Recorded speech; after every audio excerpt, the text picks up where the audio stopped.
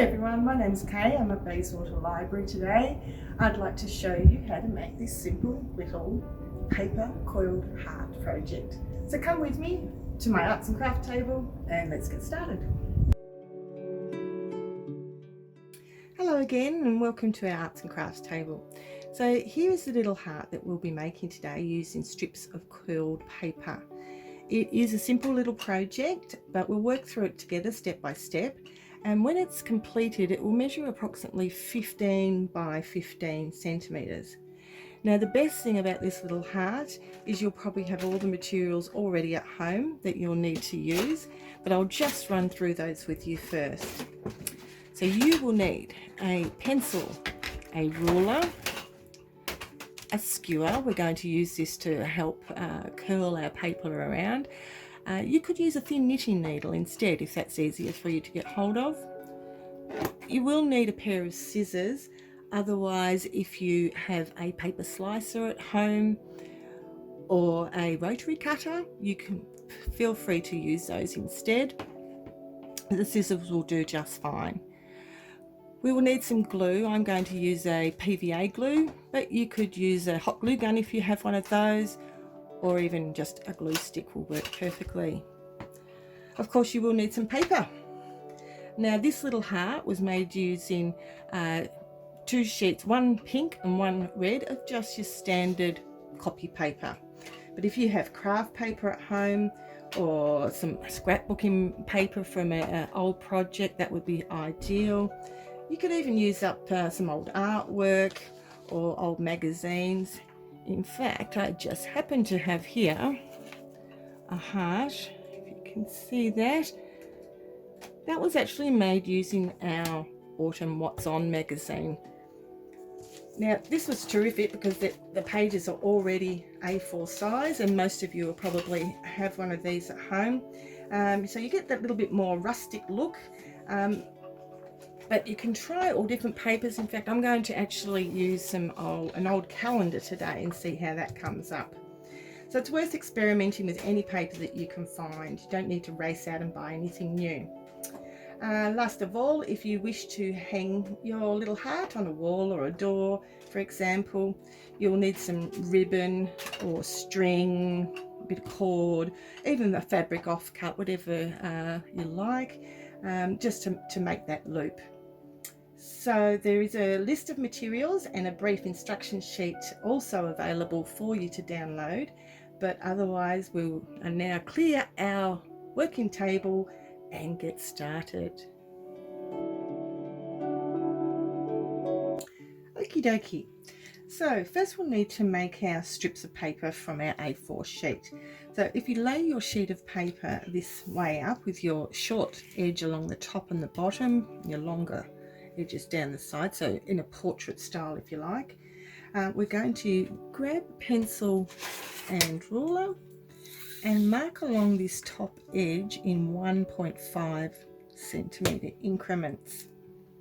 So with your edge of your ruler or your zero on your left hand edge, mark just some little notches at 1.5, 3, 4.5, 6, 7.5, 9, etc.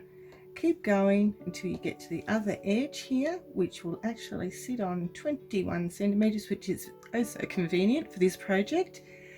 And then we'll do the same on the bottom because we're going to use these little notches to join up the lines to make our cutting lines. So just again, once you've done the top, do the bottom. Same again, 1.5, 3, 4.5, 6, 7.1, 7.5, and so on. Okay, so once you've done that, we're simply going to join these lines up. Now I'm using a pen so that it's easier for you to see on the camera, but just use your pencil and a very light line and join those notches up. So we're making 1.5 centimetre strips, like so. Well, there'll be strips once we cut them. So continue doing that right to the bottom. etc. Line them up like so, and continue doing that all the way to the other side like so. Yes, I cheated a little bit, had one prepared earlier. And then we're going to cut along those lines to make our strips. So you should be able to get 14 strips out of each page, so a total of 28 strips, measuring 1.5 centimetres by, it's almost 30 centimetres. I think it's 29.7 centimetres or something in an A4 page. So if you feel comfortable, you could do the two sheets together. Or like I said earlier, you could use a roto cutter or a splicer, but we're simply going to cut as straight as we can along those lines all the way to the end, and there's our first strip. So I'll leave you, if you're actually working along with this video, you might like to pause it here while you do all of your strip cutting, and once you've completed, we can move on to the next step. So now that all our lovely strips of paper are cut to size, we're ready to start coiling. We'll need 25 circular coils to make up this heart, but you may have noticed that one of them, this one on the 5th row, so if I 1, 2, 3, 4, 5, in the center here, is actually a bit larger than all the rest. So to do that, we're simply going to get 2 of our strips of paper, pop a little bit of glue on one end, and with an overlap, place that over there to join. Try and get your edges lined up, and we'll pop that one aside to make that bigger coil once that has dried. So grabbing your skewer and one of your strips, we're going to start the coiling process. Now this is very similar to a quilling type project, but we're just going to use a simple skewer rather than needing any specialty tools. So holding your strip in one hand, with the other one just place the skewer on top, and we're going to start rolling. We just want to get that little edge tucked under there, and once that's in, away you go. You can just keep turning that stick. Fingers are probably in the way. Keep turning your skewer along, and as you can see, that's just rolling nicely along. I'm not putting much pressure on it or pulling it tight. It's just rolling comfortably along that skewer to make our coil. Now at this stage you may like to remove your stick and coil it this way. Try both ways, see which one you feel most comfortable with. And there we have it. Now this is my favorite part.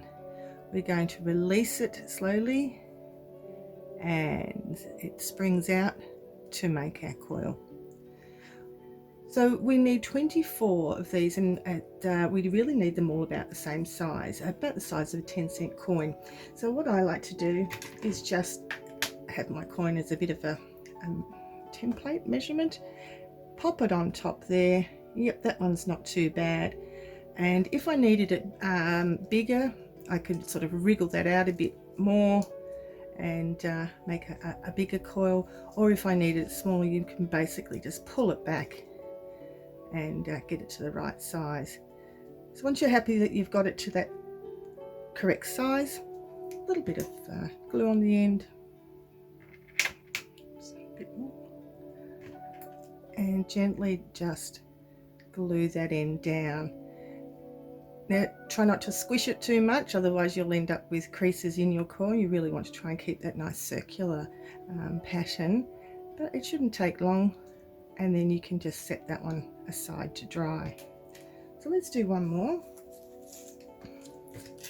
Starting at the top, rolling, just tuck that little bit underneath like so, and once you've got that going, you can start rolling. You actually get quite quick at this after you've done a few, and especially if you're doing it this way, I find you can really just roll either way works just as well. Just let it spring back. Okay, needs to wriggle out a little bit more.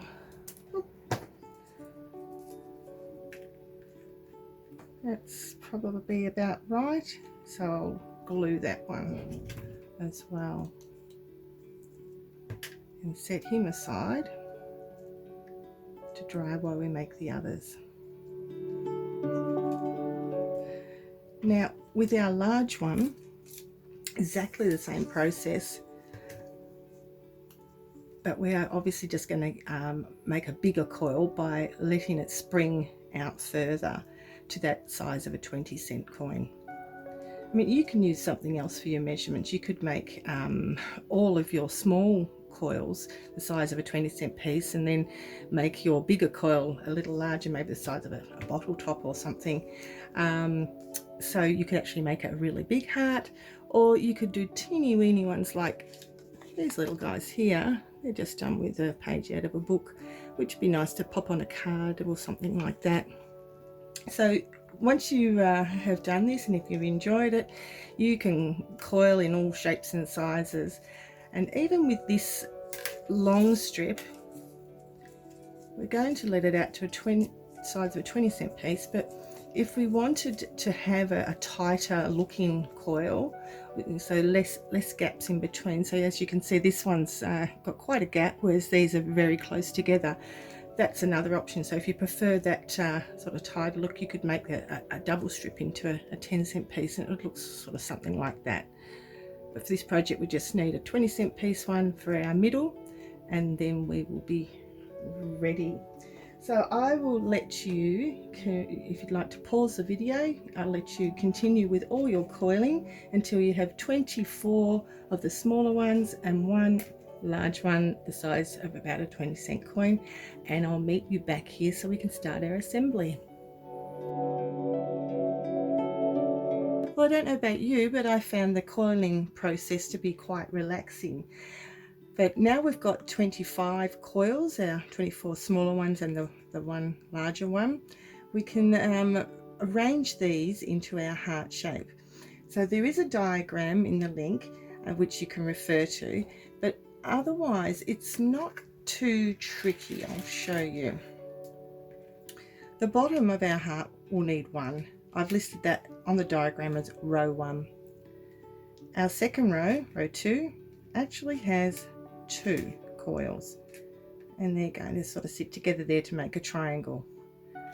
Row 3, we've got another one in the center there, one on either side to make the triangle. So row 3 has 3 coils. Row 4, nestle them in there. Guess what? We have 4 coils. So we've still got that triangle shape forming at the bottom. Row number 5, if you remember, has got the large coil right in the center there, and then 2 of the smaller coils on either side. So 1, 2, 1, 2. So row 5 also has 5. So that's not too hard to remember. Now that will start to give us the shape by having that bigger one in there. We're going to start actually changing the shape a little bit away from a set triangle, but also it's a great place to put your loop if you want to add a ribbon or string to it. So our next row, row 6, believe it or not, we will have 6, but the first one next to the center, we're actually going to have a gap here. So there's one next to the center there, and then that one goes in there, there, and there. So you're leaving a bit of a gap, and you can see it's sort of starting to make that heart shape now. So it's starting to curl up there. And we've got 4 left, 2 on each side. 1, 2, 1, 2, and there you have it. So at this point you might like to move your coils around to get a balance of colour if you're using different coloured paper, especially if you're using like 2 different colours, or even just to balance out the different blues and greys and things like on this one. And you might also like to change the direction of your coils just by flipping them over, so if you want them all going one way or alternating around. So once you're happy with the way it's sitting, we'll start doing the gluing. Now just pull that one away and we'll work on these 2 first, because what you want to do is do your gluing along these join lines so that you can't actually see them once this is all made up together. So just grab a little bit of glue there, put it on that join line onto that join line there. So nowhere around is there a seam line or join line to be seen. Okay, now we want to add this little guy into the center here, but rather than putting that join line in the middle where you will be able to actually see it, even though it's small, it's in that hole, you're preferable to pop it to one side so it's actually joining one of these 2. So we're going to glue the 2 points that this circle meets. So we'll have glue here and here, so this one will be on the glue line. So let me just demonstrate that. So glue on the glue line, and once he's in there, or she, I can put some glue on this side and tuck it in there to form our first triangle sort of shape. Okay, next row would do the same. We would glue the join lines together, there and there, and this join line here, and then we will need glue.